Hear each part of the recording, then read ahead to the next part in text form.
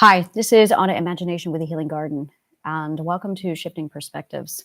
If you are new to my channel, I am a philosopher, psychologist, and sociologist of 30 years. And I'm going to start breaking down communication and boundaries. I want you to take a minute, and I want you to really wrap your head around this concept. I want you to imagine a 2-year-old running across the mall. I want you to imagine a 3-year-old climbing and building forts in a living room, and you having to take their little monkey body down because they climb like a monkey. I want you to really process how well a 3-year-old masters walking. Now, I want you to imagine a world where that same 3-year-old, 5-year-old, toddler masters communication equivalent to running. Imagine every time an adult sees a child stand, the adult says to the child, "Children should crawl." But we mimic, we repeat, "Children should crawl." After a while, the child crawls. And the child grows up. And they have a child. And the child tries to walk. And the parent says, mimic, repetition, mimic, repetition. "Children should crawl." And that child grows up. "Children should crawl." What do you think is going to happen?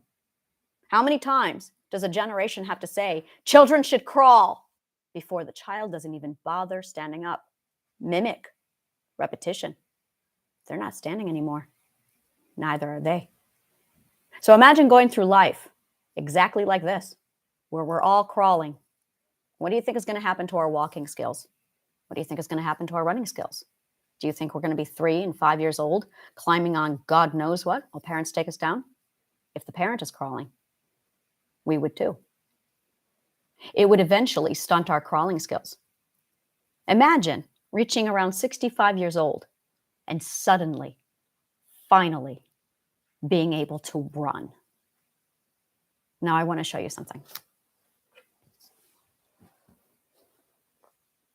When I was going through the perspective shifts, I got to the 8th perspective and I suddenly valued communication.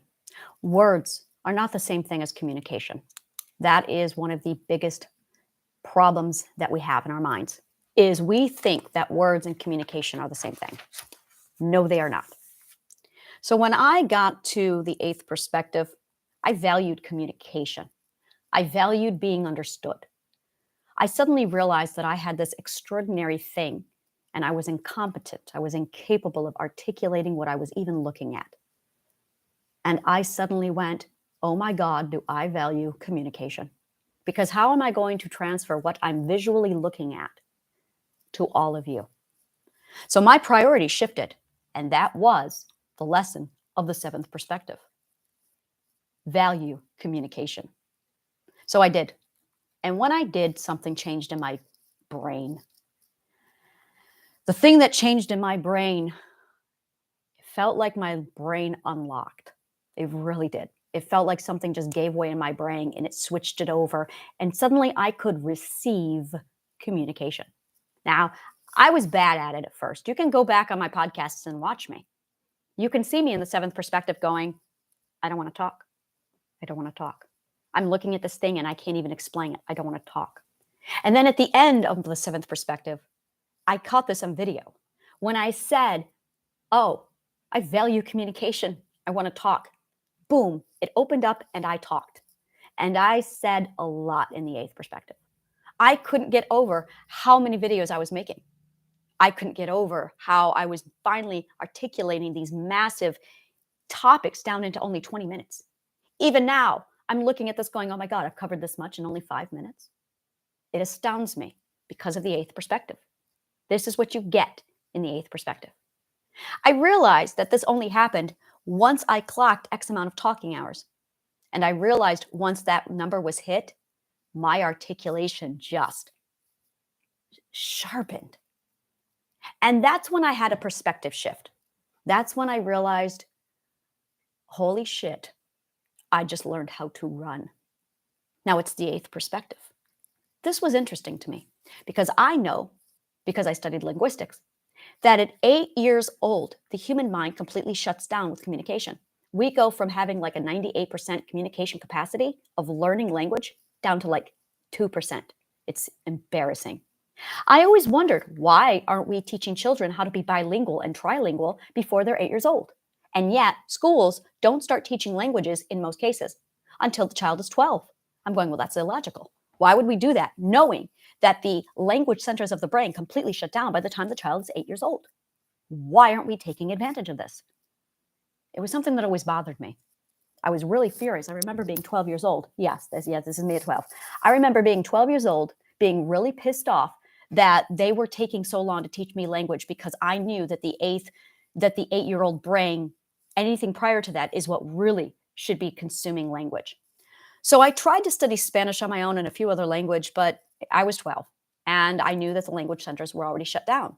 In the meantime, I had cousins who were growing up in Israel who were able to communicate and articulate in 3 different languages: Philippine, Hebrew, and English.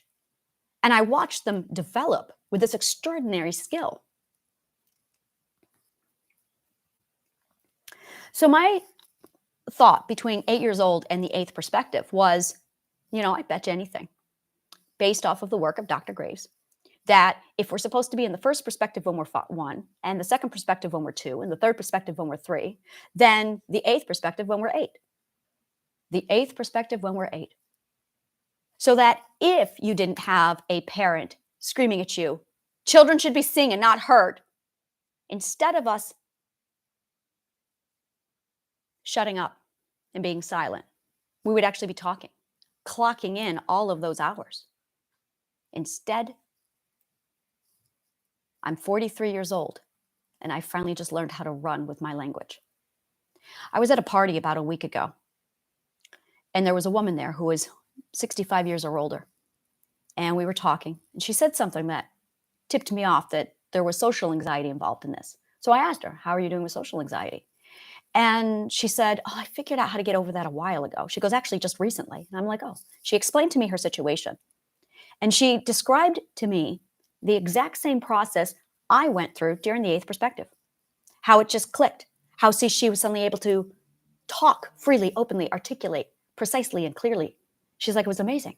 And I thought, well, she just described the eighth perspective, which means she didn't get to the eighth perspective naturally without study until she was more than 65 years old. Now, on purpose, with my research, I was able to get there at 43 years old. What if? And I thought things like, because of our silence and our children should be seen and not heard, it takes this woman 65 plus years to learn how to run. Imagine standing up for the first time on your bipeds at 65 years old. That is how stunted in growth we are. That is how bad this is. That it's taking us 65 years to get to the mindset of an 8-year-old. So when I say to you, our education and our mental evolution is stunted, I mean it. Now, let's bring this back to communication and what this really is. When you communicate, you have your words in your sentences. But what you don't know, what you don't learn until the 8th, 9th, and 10th perspective, is that there is an emotional pathway that's actually also being communicated. The emotional pathway is actually what is being communicated. Words are a translation of this emotional pathway. The problem is, because we have such a vast deficit in communication, we're not using the right words. So, what we are saying is not at all correctly reflecting the emotional pathway. Now, the emotional pathway is being sent regardless of the words. This is where we talk a lot about tone. I don't like your tone. What does that mean? What does that mean? What that means is they're actually reading the emotional pathway. This is where I have a problem with sarcasm because the emotional pathway does not match the words on purpose. It is an illogical fallacy. I'm sorry, it is a logical fallacy. I have a serious problem with sarcasm. It is passive aggressive. I have a big problem with sarcasm. It's not humor. That's gaslighting. Sarcasm is passive aggressive behavior that people then gaslight into comedy. I have a big problem with sarcasm. Now, when you send an emotional pathway, it is received, but we are avoidance because everybody avoids. If we didn't avoid, we would have problems solved. If we didn't avoid, we would be handling solutions, but we're not because we're avoiding the fear. So we avoid. Now, we avoid many different ways. How you avoid is how you abuse. That's it. Yeah, how you avoid determines how you abuse. You might be abuse yourself or you might abuse others. You might abuse both. Either way, everybody is avoiding because you're not actually dealing with the problem. So emotional pathway is sent, you receive it, and you avoid it. You either gaslight yourself, you bully yourself, you accept the emotional pathway and you shame yourself more than you should. You have no metric on that. Or the person will project and you will internalize it. Or you will become defensive and throw it right back at them and project back at them. Either way, we are throwing back emotional pathways all day long. And we're doing these with an incompetent use of words because we have stunted growth. Because we're only talking as if we were 2 years old. 2. That is how incompetent our language is. Some of us have managed to get up to 4 years old. Not many. Now, because we are so incompetent with communication, misunderstanding is very high. The problem is misunderstanding is the direct link to logical fallacy, not being connected with another person, conflict, argument. All of this is just one big misunderstanding. It's a lot of lack of communication going on because we're throwing back emotional pathways that are not getting received. Furthermore, we only have a 2 to 4 year old competence level of communication. So none of us are able to articulate exactly what the emotional pathways are. Furthermore, most of us were abused to be silent. We are a silent race. That's a real big reality we really need to accept. We are not encouraged to talk. We are encouraged to keep secrets for our parents and for adults who abuse us. Almost everybody has a secret they are hiding from an adult who abused them because we're a silent race. We're a silent generation. We are so silent that at 65 years old, we barely can talk like an 8-year-old should. And we've lost this perspective. We don't understand that emotions are on a pathway being carried by words. And as a result, we're shitting all over these emotional pathways. We don't understand the point, the purpose of a perspective. We don't understand the value of a perspective. So we shit on it. We think it's there at the mercy of our entertainment. What we don't know is a perspective is literally the core beating heart of an identity, a human being. And that every time you attack someone's perspective, what you're doing is ripping apart who they are by their core. And when you're done with them, you've left them absolutely less than when they first said hello to you. We do this to each other all the time. We don't value a person's perspective. We call that an opinion, and everybody has one like an asshole, right? But an opinion is a perspective, and a perspective is the core definition of an identity. It's not an opinion, and it's not something to be completely disregarded. The purpose of an opinion, of a perspective, is not for entertainment or not for argument. And that's pretty much what we're doing now, is we use perspectives as warfare. We've weaponized perspectives. That's exactly what we've done. So what's happened is we use perspectives to argue, to fight, to debate.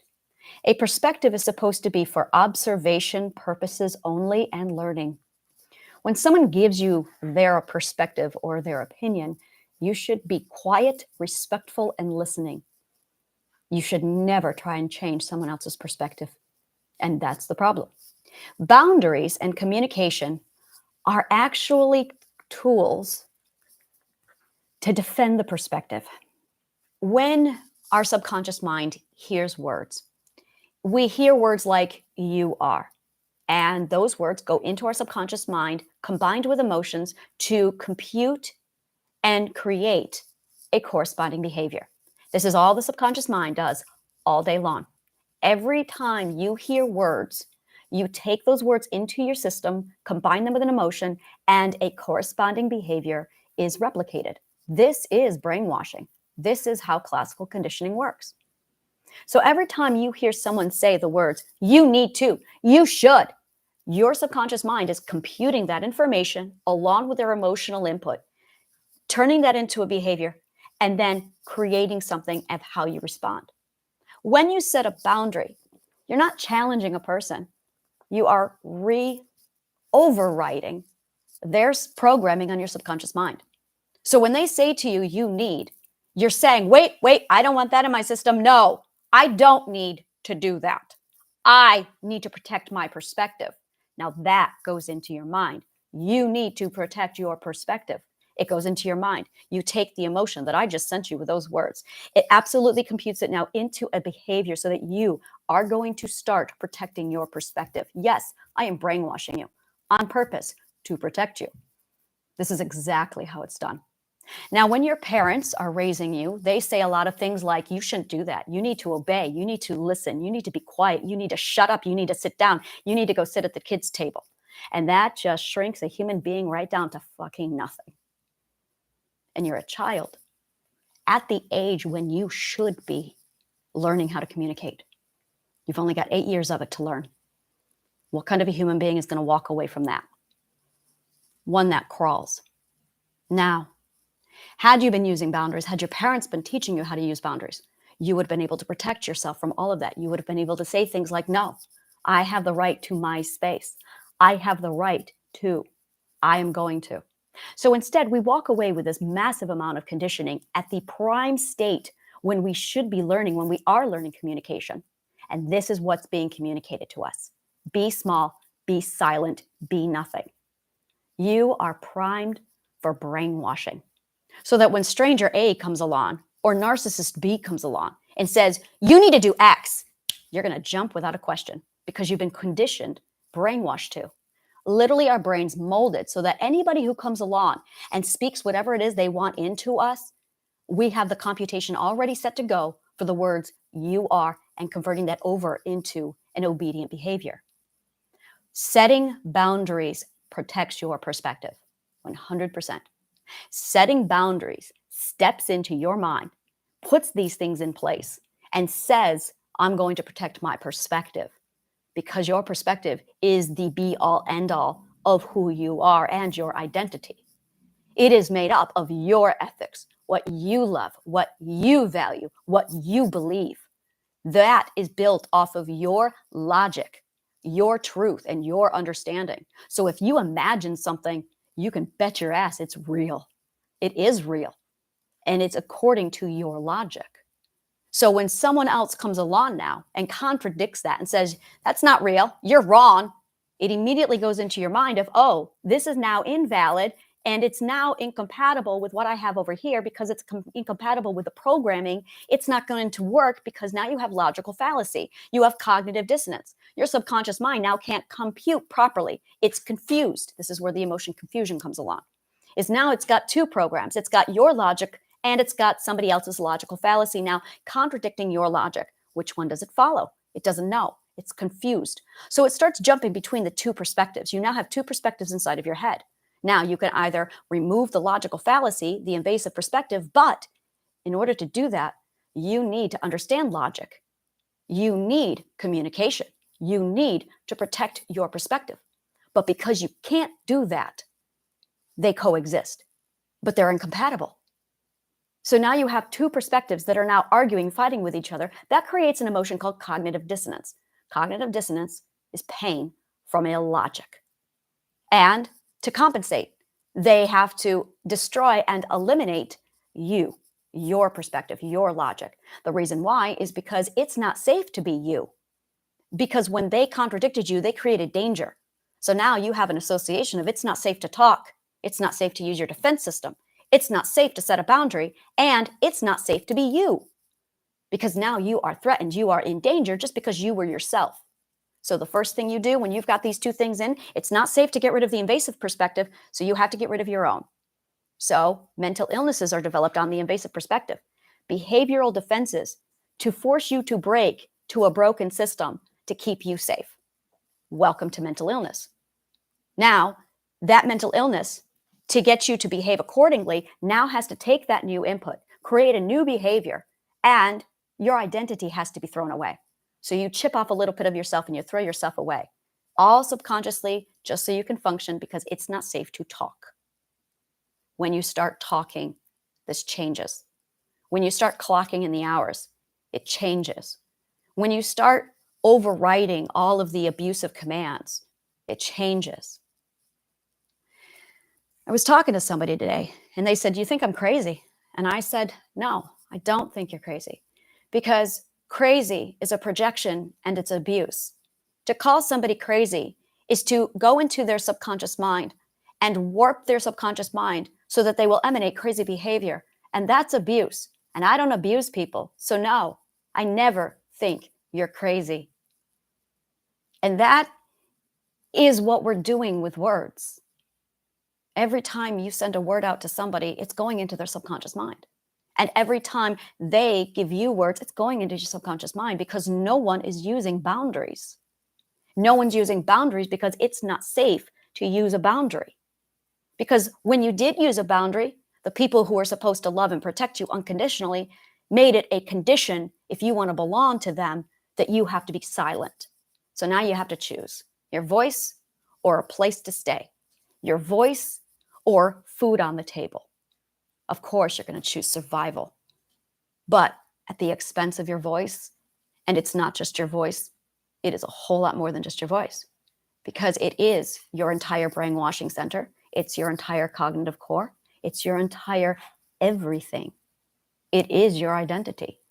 And that is now a self-destruct system where it is attacking you. You are projecting onto yourself, ripping yourself down to try and keep you safe and alive. The perspective is so delicate to this that if you abuse it enough, people commit suicide. Your mindset changes, your life changes, all because your perspective has been shat on and violated by every person who comes along.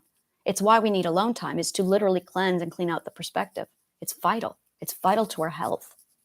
So communication is basically an exchange, not of words, but an emotional pathway that we literally give to other people. That we're saying, these are the emotions that I'm actually sending you. This is human connection. But because we're avoiding, we're not receiving. Whenever you do any kind of a trade or exchange, it's a give and take. It's a very much, this is gifting, this is trading, this is how we connect with human beings, is we are giving somebody X, an emotional pathway, and they have the ability to consensually receive. But if you avoid, if you don't acknowledge what the person is saying, if you gaslight them, it puts that person who's giving you this thing into a situation where they're not being received. They're not connecting. They give you emotional pathways and rejection. They're given emotional pathways, ignored.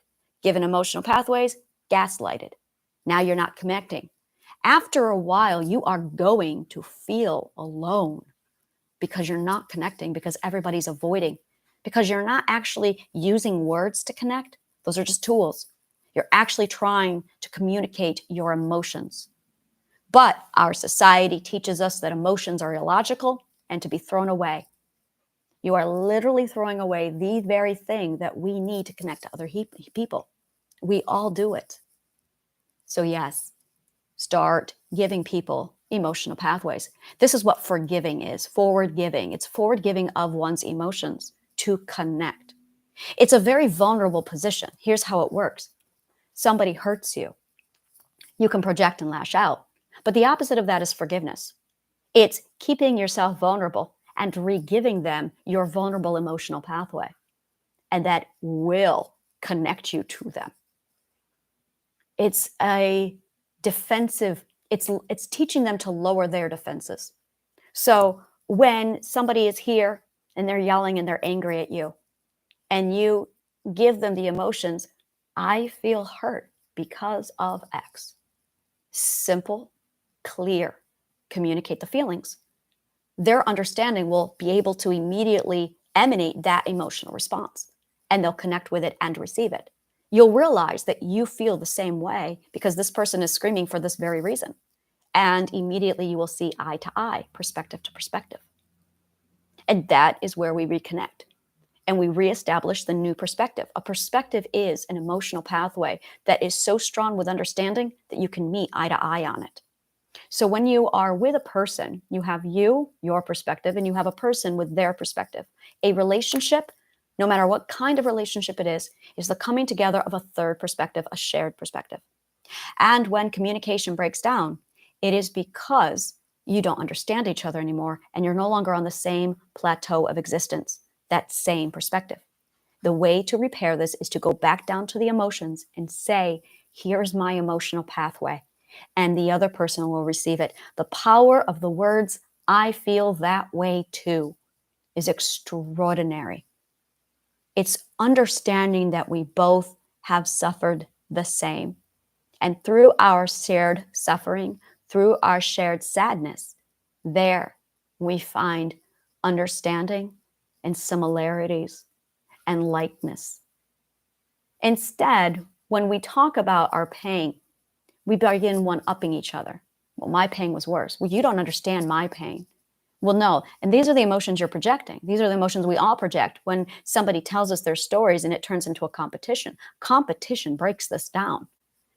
If you're competing with someone, you're never going to receive them in such a way that you can connect with them because competition is combative.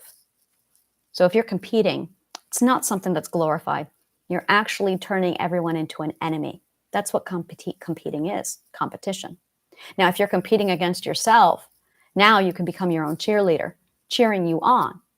Or you can hate on yourself for failing and not surpassing your own expectations. One is competition, and the other is elevator person, where you just keep lifting yourself up and cheering yourself on. Competition has two pathways to it. Every emotion has two pathways to it, the giving and the receiving. And it can either be done consensually or not consensually. This is where the energy is completely changed. Because emotions are pathways, they are energy. There is negative and positive energy inside every emotion. Likewise, every word has a negative and a positive to it. So as we pass our emotions from one person to another, we are passing either a positive charge or a negative charge. And they are receiving that negative or the positive, depending upon whether or not they internalize it or not. Here's the problem. If it's consensual, it's positive, no matter which way it's going. If it's non-consensual, it's negative, no matter which way it's going. When a thief takes something from you, it's a negative non-consensual charge. And when you have something taken away from you without consent, it is a negative non-consensual charge. But if the exchange between community is consensual, it completely changes the game. So someone comes knocking to your door. They say, hi, I want to talk to you. You say, I don't have the time to talk to you. If they ignore you and keep talking, that is not consenting.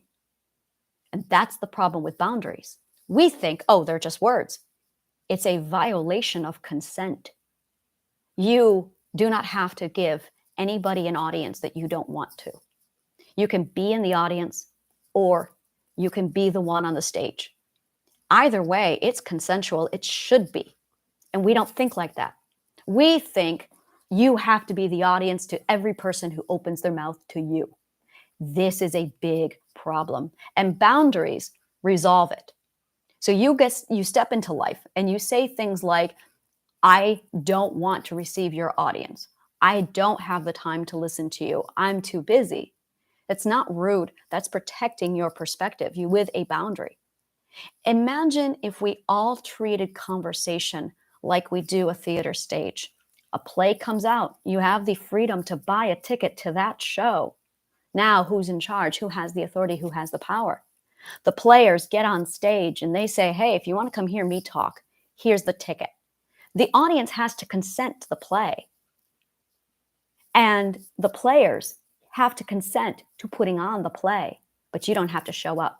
So when a narcissist shows up to you, if a bully shows up to you and they're talking to you and they're saying all the things they're saying, you don't have to consent to their play. A narcissist, a toxic person talking to you is a player, an actor on stage presenting a show to you, and you are in their audience. You don't have to listen. You don't have to buy tickets to that show. You have the authority to say, I don't need to receive you.